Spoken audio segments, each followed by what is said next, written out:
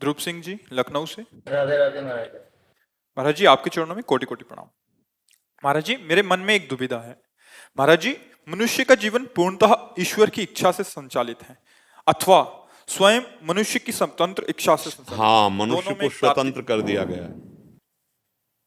जैसे पशु पक्षी आदि जितनी भी योनियां हैं, ये सब दो कर्मों से संचालित हैं, शुभ और अशुभ। उसके परिणाम स्वरूप, जैसे एक कुत्ता है, खाने को भी नहीं मिलता, दरवाजे जाता है, डंडा लगता है। एक कुत्ता कार में चलता है, एसी रूम में रहता है, बड़े सुंदर सुंदर पदार्थ खाने को मिलते हैं। कुत्ता वो भी है। अब उसका भोग है, शुभ भोग है। शुभ भोग के अनुसार वो नया कर्म नहीं कर सकता, उसको अपने पूर्व कर्मों के अनुसार ही मिलेगा। लेकिन मनुष्य शरीर में हम नया कर्म कर सकते हैं, हम भगवत प्राप्ति कर सकते हैं। तुम्हारा क्या प्रश्न है? महाराज जी इनका है कि मनुष्य का जीवन पूर्णतः ईश्वर की इच्छा से संचालित है अथवा स्वयं मनुष्य की स्वतंत्र इच्छा से? नहीं, अभी कह रहे कि दोनों में एक तार्किक विरोध प्रतीत होता है। दोनों बातों में यदि कोई सामंजस्य है तो कहां तक और कौन प्रभावी होगा? हाँ, इसमें तुम्हें ध्यान देना है कि अभी हमारा शरीर और हमारी क्रियाएं अहंकार से चल रही हैं। भगवान के वचनों के अनुसार अहंकार विमूढ़ आत्मा कर्ता हमिति मन्यते। जब तक मेरे अंदर कर्ता भोक्ता भाव है, तब तक अहंकार के द्वारा हमारा संचालन हो रहा है। और जिस दिन कर्ता भोक्ता भाव मिट गया तो ज्ञानी देखता है गुणानुगुण वर्तन्ते मनुष्या पार्थ सर्वसा। गुणों में वर्त रहे, मैं करता नहीं हूं। और भक्त भगवान को जीवन समर्पित करके देखता है कि भगवान के द्वारा मैं संचलित हो रहा हूं।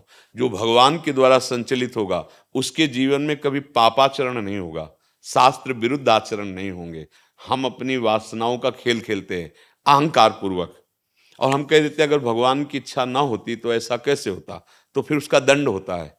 देखो ना, फिर हमको जेल मिलती है, फिर हमको नरक मिलता है। तो गलती हुई ना हमसे, पापाचरण हुआ ना। बोले भगवान ने बनाया है क्यों? जैसे प्रश्न है, भगवान ने इस माया को बनाया है क्यों? तो एक बार भजन करो, इस प्रश्न का उत्तर भजन से मिलेगा, बातों से नहीं। जब भजन करके देखोगे तो सही बात, तुम जहां हो ना वहीं भगवान विराजमान है। कैसे विराजमान है? जैसे सामने दर्पण रखा हो, तो दर्पण में दो दिखाई दे रहे हैं ना, बीच से दर्पण हटा लो तो कौन बचा? एक बचा ना। ऐसे ही ये द्वैत दिखाई दे रहा है, जीव और भगवान। बहुत सूक्ष्म विषय से कैसे जीव ही भगवान को जाना। देखो गोस्वामी जी सरल भाषा में कह रहे हैं, सोई जाने जे देव जनाई और जानत तुम्हें तुम्हें हो जाई। कह रहे हैं वो आप हो जाता है। बात को समझिए, अब वो जीव जीव नहीं रहता। बोले साक्षात भगवान जानत तुम्हें तुम्हें हो जाए। और ज्ञान में जैसे कहते हैं ब्रह्मविद ब्रह्मविभूत, जो ब्रह्म को जान लेता है वो साक्षात ब्रह्ममय हो जाता है। तो क्या ये नई उपज हुई, वो ब्रह्म बना? नहीं, बोले वो ब्रह्म था, ब्रह्म है, ब्रह्म रहेगा, पर वो अपने स्वरूप को भूलकर माया में लग गया। तो अभी हम स्वरूप को भूले हुए हैं, देहाभिमान से हो रहा है। अगर हम ये माने कि भगवान के द्वारा हो रहा है तो फिर पाप कर्म, ये जो अंदर से वासनाएं उठ रहे हैं, ये जो भगवद आश्रित हृदय होता है उसमें पाप नहीं होता। भगवान का शासन तब माना जाएगा आपके हृदय पर जब काम क्रोध मद मान न मोहा, लोभ न क्षोभ राग नहीं द्रोहा, जिनके कपट दंभ नहीं माया, तिनके हृदय बस हो जाओ। वहां भगवान का शासन चल रहा है। आप कोई पाप, अभी यंत्रारूढ़ानि मम माया, भगवान कह रहे ना, जैसे बिजली के यंत्र में वो बना हुआ कठपुतली आदि नाच रहे हैं, तो उनमें नाचने की सामर्थ्य कहां से आ रही? बिजली से। ऐसे ही मम माया भगवान बोले हैं कि त्रिगुणमयी माया के द्वारा अंदर रजोगुण आया तो भोग इच्छा हुई, तमोगुण आया क्रोध हिंसा निद्रा आलस प्रमाद आया, सतोगुण आया थोड़ा भक्ति, थोड़ा मंदिर चले गए। ये सब गुणों की प्रेरणा से हो रहा है। और भगवान कहते हैं, आज ही चर्चा हुई थी, त्रैगुण ने विषया वेदा निस्त्रैगुण ने भवा अर्जुन। ए अर्जुन, तुम वेदातीत अर्थात असंसारी बनकर त्रिगुणातीत बन जा। जब त्रिगुणातीत हो जाओगे तब तुम देख पाओगे अब भगवान ही भगवान का शासन है। भगवान के शासन में, हृदय में जिसपे भगवान का, वहां पाप नहीं होता, वहां वासना नहीं होती।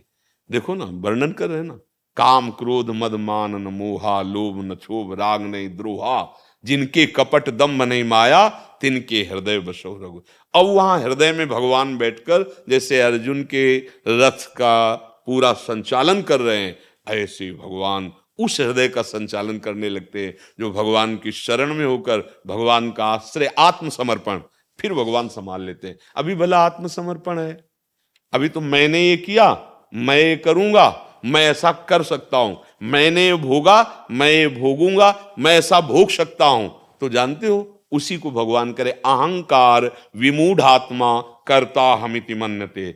अभी अहंकार से चल रहा है कार्यक्रम, तभी शुभ और अशुभ कर्म बन रहे हैं, तभी बार बार हमारा जन्म मरण हो रहा है। ये संस्कृति का मूल चक्र है अहंकार। जैसे ट्रैक्टर में पीछे टाली फंसाने वाला होता है ना, ऐसे ही सच्चिदानंद का जो स्वरूप है, हमारा आत्म स्वरूप, वो फंसा अहंकार करके देह भाव में। अब ये बड़ा सूक्ष्म विषय है, बिना भजन के समझ में नहीं आएगा।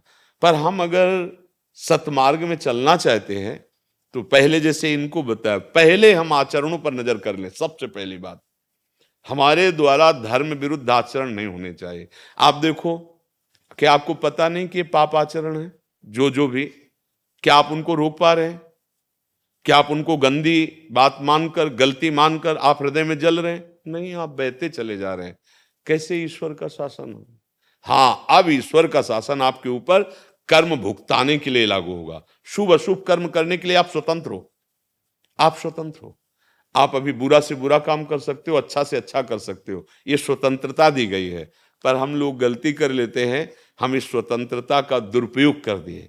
तो देखो, चिंता, शोक, भय, नाना प्रकार के दुख भोग रहे हैं। अगर हम इस स्वतंत्रता को अच्छे कर्म में लगाकर, भागवतिक कर्म में लगाकर जीवन मुक्त कर ले, तो परमानंद में मगन हो जाए। ये छूट दी है भगवान ने, आप कुछ भी कर सकते हो। आप पापाचरण करोगे तो अंदर से आपको पूरी सलाह पक्की मिलेगी। यहां से पैर रखो, ऐसे नांग के जाओ, कूदो, ऐसे ऐसे तिजोरी खोलना है, ऐसे। पावर कहां से मिल रहा है? वहीं से मिल रहा है, पावर तो वहीं से मिल रहा है। प्रयोग करने के लिए तुम स्वतंत्र हो, कहां प्रयोग करते हो? एक छुरी का प्रयोग करता है रोग निवारण के लिए डॉक्टर, और एक छुरी का चोर प्रयोग करता है दूसरे की हत्या करने के लिए। प्रयोग कहां करते हो, कैसा करते हो, इसमें तुम स्वतंत्र। मानव देह केवल, पशु पक्षी नहीं स्वतंत्र है। अगर वो किसी को मार भी रहा है तो प्रारब्ध के अनुसार प्रेरित होकर वैसे मार रहा है। तो अभी अगर हम कह देंगे कि आप भगवान के द्वारा शासित, भगवान के द्वारा प्रेरित, तो फिर आप पापाचरण को भगवान के ऊपर लाद देंगे? नहीं, पाप नहीं हो सकता। भगवान स्वयं बोले, त्रिविधम नरकस्येदम द्वारम नाशन मात्मना कामः क्रोधा तथा लोभा तस्मादेत त्रयम त्यजेत। गोस्वामी जी सरल भाषा में इसकी व्याख्या कर रहे हैं, तुलसीदास जी। काम क्रोध मद लोभ सब नाथ नरक के पंथ, ये नरक के रास्ते हैं। भगवान के तस्मादेत त्रयम त्यजेत, इनको त्याग दो। अगर भगवान ही प्रेरित करते कि आप ये करो, तो त्यागने की बात क्यों कहते? भगवान कह रहे नरक का मार्ग है, त्याग दो। अब आप कहां त्याग रहे हैं? आप कामनाओं में बढ़ते चले जा रहे हैं, पापाचरण करते चले जा रहे हैं, और फिर आप कहते भगवान की सत्ता के बिना पत्ता नहीं हिलता, ये भगवान तो भगवान ने व्यवस्था भी की, पुलिस की व्यवस्था की है, कानून की, और नरक की व्यवस्था की है, और उसके दंड भोगने की व्यवस्था की है। नाना प्रकार की ऐसी घटनाएं घटेंगी जीवन में कि तुम दुख ही दुख भोगोगे। फिर कहोगे भगवान कोई है ही नहीं। अगर सारे कर्म भगवान को समर्पित करके जो पापाचरण जानते हो वो ना करो और भगवान का स्मरण करो, तो देखो तुम्हारा जीवन सुख की तरफ बढ़ने लगा, तुम्हारा जीवन मुक्तता की तरफ बढ़ने लगा। तो भगवान का तभी हम मानेंगे जब आपका हृदय भगवान को आत्मसमर्पण कर चुका है और भगवान की आज्ञा के अनुसार चल रहे हो। नहीं तो अभी माया जो त्रिगुण है वो अहंकार से प्रेरित होकर के कर्म हो रहे हैं, और पुनरपि जननम पुनरपि मरणम पुनरपि जननी जठरे शयनम, ये बार बार भोगना पड़ेगा, तुम्हारी बुद्धि के निर्णय से नहीं। तस्मात् शास्त्रम प्रमाणम थे। अगर ठीक से चलोगे तो बात समझ में आ जाएगी। किसका प्रश्न था? आप बात समझ रहे हैं? हाँ, अगर आप भगवान का आश्रय ले लें और निर्विकारता की तरफ कदम बढ़ाएं, तो आप देखेंगे जैसे अर्जुन का रथ भगवान हाँक रहे हैं, ऐसे आपके हृदय में ऐसे पकड़ लेंगे। जैसे अपने लोगों ने देखा, बचपन से चले ना इस मार्ग में, तो देखा कि मुझे कदम कदम पर भगवान बचा रहे हैं, कदम कदम पर मुझे सही रास्ता दिखा रहे हैं, इधर से नहीं इधर से चलो, कदम कदम पे। ऐसा नहीं अनुभव हुआ कि मैं बच के निकला, नहीं, मुझे कदम कदम पे लगा कि अरे हम तो डूब जाते, ये तो भगवान ने बचा दिया। मतलब शरीर को बचाना, साधना को, जैसा भगवान कह रहे योगक्षेमम वाम्यम, वो देखा है जीवन में। स्वयं भगवान पूरी जीवन की बागडोर उसकी जो आत्मसमर्पण करता है भगवान को। अभी अपने लोग अहंकार को आत्मसमर्पण किए हैं, माया हमारे ऊपर प्रभाव डालकर जैसा चाहती वैसा करवा रहे, तो हम माया मुक्त होने के लिए भगवान का आश्रय लेकर भगवान का नाम जप करते हुए भगवान की आज्ञा के अनुसार चलें। सबसे बड़ी सेवा पूजा है भगवान की आज्ञा का पालन करना। जो नहीं करना है वो मत करो, जो करने के लिए कह रहे हैं वही करो, तो मानव जीवन सार्थक। अब कौन जान रहा है, कौन शास्त्र स्वाध्याय कर रहा है? ये तो हमें बड़ा अच्छा लगता है जब नए बच्चे ऐसे बोलते हैं मैं ज्ञान मार्ग में या भक्ति मार्ग में चलने, तो हृदय में कुछ शीतलता होती कि अभी कुछ है, अभी कुछ है जहां हमारी बात सुनी जा सकती है। नहीं तो ये बात सुनने का अधिकार नहीं रह गया है, क्योंकि बुद्धि इतनी मलिन हो चुकी है। अब जो गंदी बातें हैं उनको मनोरंजन में ले आया गया है। ये कोई पाप नहीं है, ये कोई गलत नहीं है, वैसे ही मन फिसला हुआ संसार में, अब और छूट मिल गई। अब वो वासनाओं में इतना बहता चला जा रहा है कि उसको पता ही नहीं चल रहा है कि मैं कौन हूं, मैं कहां जा रहा हूं, मेरी गति क्या हो रही है। आप जरा विचार करके अध्यात्म से देखिए, मैं कौन हूं, मेरा मार्ग क्या है, मैं कर क्या रहा हूं, आया क्या हूं करने के लिए? कुछ नहीं।